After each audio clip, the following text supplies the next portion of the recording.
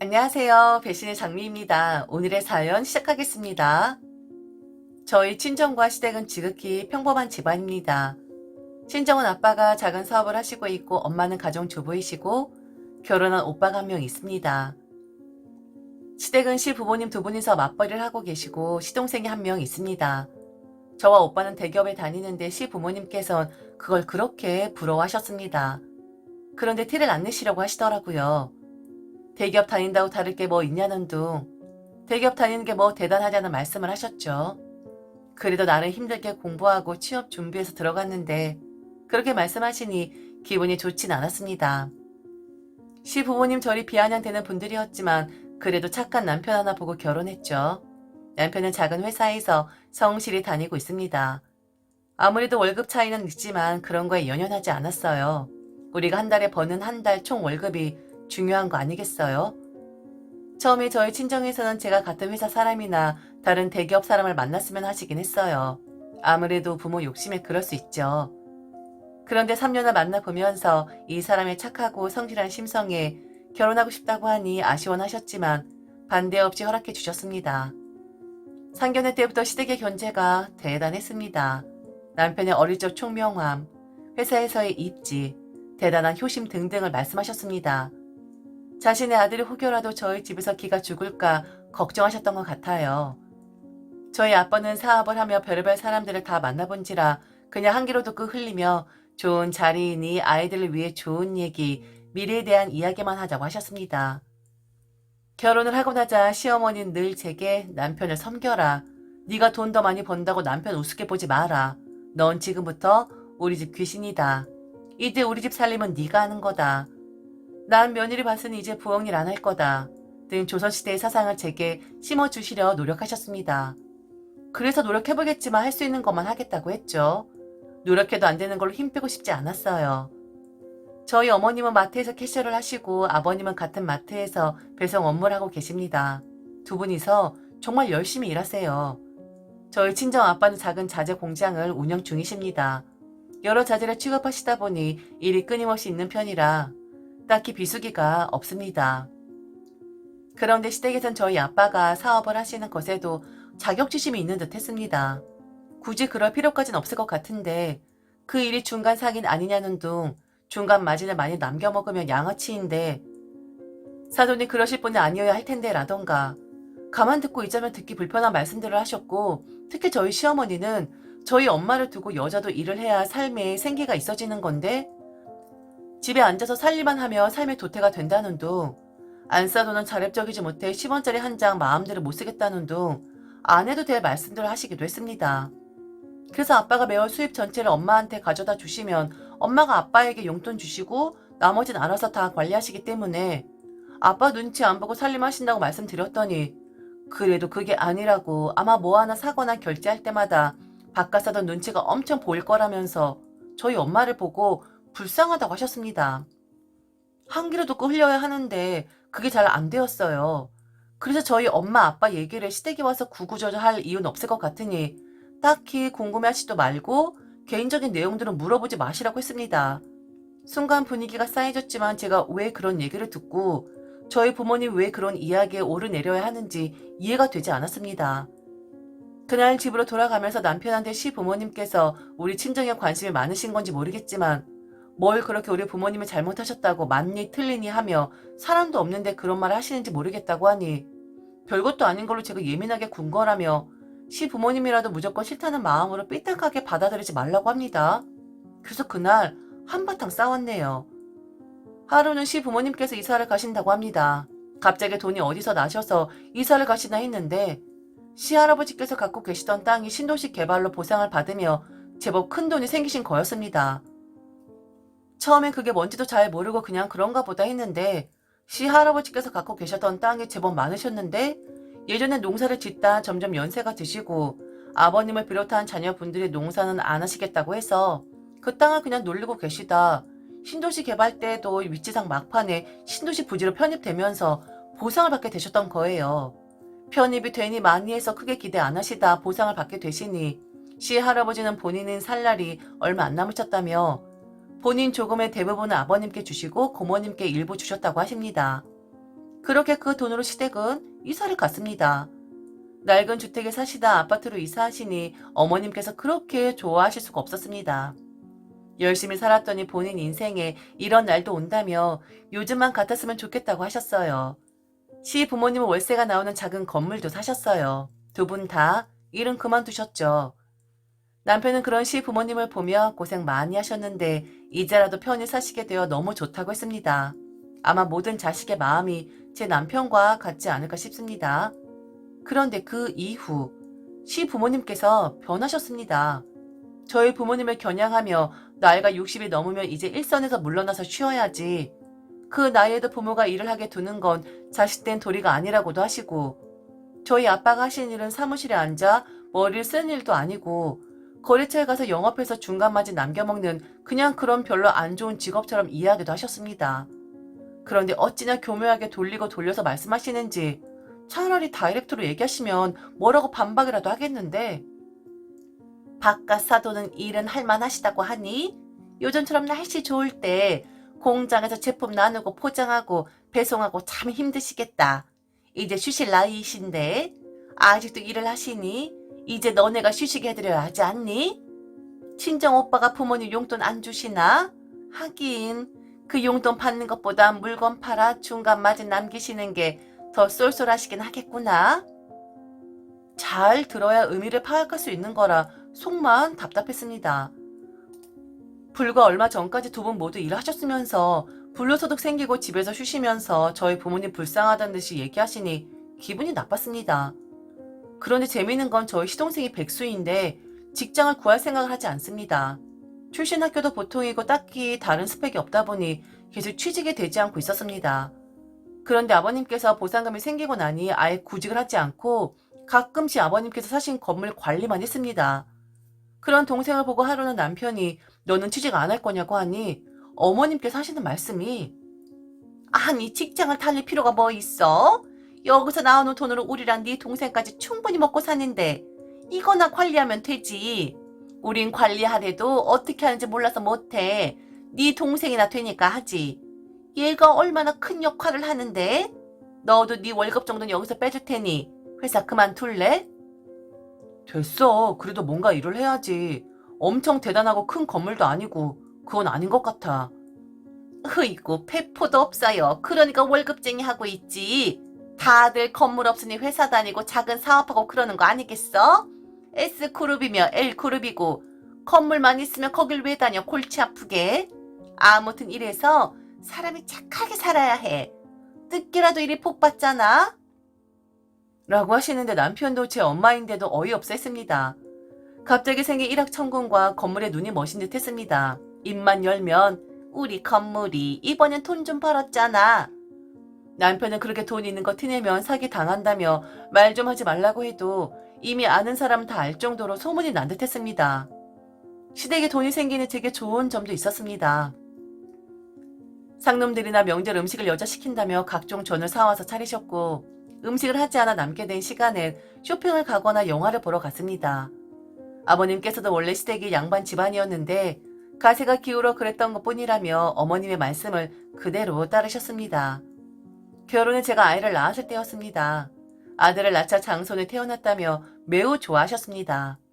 그러면서 우리 손자 뭐든 최고, 좋은 것들로만 해야 한다며 산후조리원도 인근 지역에서 최고급 시설로 예약해 주셨고 각종 육아용품도 최고급으로 사주셨습니다. 감사했습니다. 그런데 솔직히 부담도 되었어요. 그래서 어머님께 그렇게까진 아니어도 될 것 같다고 말씀드렸는데 어머님께선 아니라고, 널 위해서가 아니라 우리 손자를 위한 거니 제가 거절하고 말고의 문제가 아니라며 그냥 다 해주셨습니다. 아이들은 부쩍부쩍 자라잖아요. 그래서 육아용품도 용품이지만 옷은 정말 내복 아니면 아깝기도 했어요. 어린 아기를 데리고 외출할 일은 그리 많지 않다 보니 몇 번 못 입혔는데 금세 작아지더라고요. 그래서 어머님께 옷은 필요한 거 몇 벌만 있으면 된다고 했는데도 백화점만 가면 아이 옷을 사오셨고 그 중에 명품 라인 옷도 사오셔서 난감했습니다. 그 다음에 오셔서 본인이 사준 옷이 있는지 확인을 하세요. 제가 교환했을까 그러신 듯 했습니다. 그 중에서 한 번도 못 입혀본 옷들도 있었어요. 저희 친정에서도 한 번씩 저희 아이 용품이나 옷을 선물해 주시기도 했습니다. 하루는 시어머니께서 아이가 보고 싶다고 오셨는데 저희 아이가 입고 있는 옷을 보시곤 아니 어디서 이렇게 걸레 같은 옷을 사서 입혔니? 우리 손자처럼 귀공자 타입은 그런 옷 입는 거 아니야. 무더기도 아니고 이게 뭐니? 당장 벗겨. 지난주에 내가 사준 닭땡 있잖아. 그걸로 갈아입혀라. 하십니다. 저희 친정 엄마가 아이 옷 전문점에 가서 사오신 건데 걸레라뇨. 본인 마음에 안 드시면 꼭 그렇게 말씀을 험하게 하십니다. 그래서 저희 엄마가 사주신 거라고 하니 깜짝 놀라시며 사돈 안목이 좀 떨어지시나 보다며 다음부터 백화점 가서 옷 사라고 하시라고 하네요. 그래서 언제부터 우리가 백화점 옷 입었다고 그러냐고 하니 우리는 못 입었으니 애는 그렇게 입혀야 한다고 하십니다. 아이의 돌잔치 때였습니다. 시부모님의 성화로 서울의 한 호텔에서 진행했습니다. 저희 아빠가 그 시기 한창 일이 바빠 주말에도 일을 하셨어서 아이 돌잔치 오기 전까지 일을 하다 집에 가서 옷 갈아입고 오셨다고 하셨습니다. 그래도 깔끔하게 정장도 입으시고 머리도 살짝 만지시고 돌잔치 시작 시간 전에 미리 오셔서 친척분들과 인사도 나누시고 분위기가 좋았습니다. 그런데 저희 시어머니께서 친구분들과 앉아서 다 들리게 아유 사돈 옷이 저게 뭘까? 새 옷 하나 사 입으시지. 어디 시장에서 한 벌 산 건지 별로네. 그래도 외할아버지가 저게 뭐야? 그리고 안 사던 옷 화장 좀 샵에 가서 봤지. 얼굴 다 떴네 다 떴어. 이래서 수준이 비슷해야 해. 우리랑 너무 비교되지 않니? 아이를 위한 날이만큼 분란을 만들고 싶지 않아 참았습니다. 무사히 돌잔치를 마치고 집으로 돌아갔습니다. 내내 기분이 좋지 않았고 남편은 제 눈치를 살피더니 왜 그러냐고 했습니다. 아이가 깨어있으니 나중에 아이 잠들고 나서 얘기하자고 했습니다. 그날 밤 아이의 밤잠을 재우고 그날 있었던 일을 얘기했습니다. 팔은 안으로 굽는다더니 남편이 어머님께서 그런 의도가 아니었을 거라고 하기에 한마디만 더 두둔하면 저랑 못 살 줄 알라고 했습니다. 오죽하면 어머니 친구분도 그렇게 얘기하셨겠어요? 대체 언제부터 잘 사셨다고 말끝마다 우리 집을 무시하냐고 했습니다. 대체 그 건물에서 얼마나 나오는지 모르겠지만 일하지 않아도 나오는 돈이니 그에 대한 만족감도 높고 좋은 건 알겠지만 그걸로 다른 사람을 무시하는 건 아니지 않냐고 했습니다. 어머님이 한 번만 더 그러시면 참지 않겠다고 했습니다. 어머님 나중에 이 재산 두 형제한테 나눠주실 거라며 이거 받으려면 지금부터 본인들에게 잘하라고 하셨습니다. 물론 일 안 하고 돈 나오면 좋죠. 하지만 지금 저희도 부부 월급 합치면 월 900만 원 정도 되는데 어머님 비위 일일이 맞춰가며 건물 받을 거란 기대를 갖고 싶진 않았어요. 제가 언제까지 회사를 다니게 될지 모르겠지만 그건 어머님께서 해오신 걸 알기에 잘하고 싶지 않았어요. 그냥 자식으로서 해야 할 도리만 하고 싶었습니다. 그래서 시댁에 자주 가지도 않고 일하느라 바빠 안부 전화도 적당한 때에만 드렸습니다. 그러자 어머니께서 말끝마다 네가 이 건물을 받고 싶지 않은 거구나 라고 말씀을 하셨고 전 그건 어머님 아버님 마음이실 테니 안 주셔도 어쩔 수 없죠 라고 했습니다. 그랬더니 너 평생 일하고 살래? 회사에서 그렇게 눈치 보며 돈 벌고 싶어? 그래도 꽁돈이 좋지 안 그래? 어머님 제가 결혼해서 당시만 해도 집에서 살림하는 저희 엄마 보고 사람이 일을 해야지 일을 안 하고 집에 있으면 되겠냐고 하셨잖아요. 안 그래요? 그런데 왜 갑자기 생각이 달라지셨어요? 어머님은 당황하시더니 그냥 집에서 노는 거랑 건물에서 돈이 나와서 노는 거랑 다르지 하시길래 그냥 어이없어 했습니다. 그 뒤로 5년 뒤 시부모님의 아나무인 태도는 날이 갈수록 더해갔고 저희는 이제 이골이나 그려려니 하고 명절과 시부모님 생신 때가 아니면 왕래도 안 했습니다. 그러던 어느 날 시부모님께서 저희 집에 찾아오셨습니다. 당황스러웠습니다. 저희랑 대면대면 지내시며 가끔은 우리 아들, 며느리로 생각이나 하시나 싶었는데 갑작스레 다정하게 전화를 하시더니 찾아오셨습니다. 어머님과 아버님은 한눈에도 표정이 좋지 않으셨습니다. 분명 웃으며 말씀하시는데 뭔가 불안해 보이셨어요. 처음에 아무 말씀 안 하시기에 저희도 묻지 않았습니다. 폭탄이 터질 것만 같았습니다. 그런데 이내 어머님께서 아들, 우리 어쩌냐? 망했다, 망했어. 라고 하십니다. 이게 무슨 말인가 싶어 너무 당황스러웠습니다. 엄마, 그게 무슨 말이야? 사기당해서 다 달렸어. 어떡하니 우리? 그게 무슨 말이야? 천천히 말해봐. 아니, 아빠 아는 분이 좋은 사업 아이템을 가지고 왔는데 잘 들어보니까 비전이 너무 좋은 거야. 우리나라에서는 아직 도입도 안 된 거고 그래서 아빠하고 건물이랑 집 담보, 현금 갖고 있는 걸 투자했는데 사업 진행자 미국에 나갔다 온다던 그 지인이 연락이 안 돼.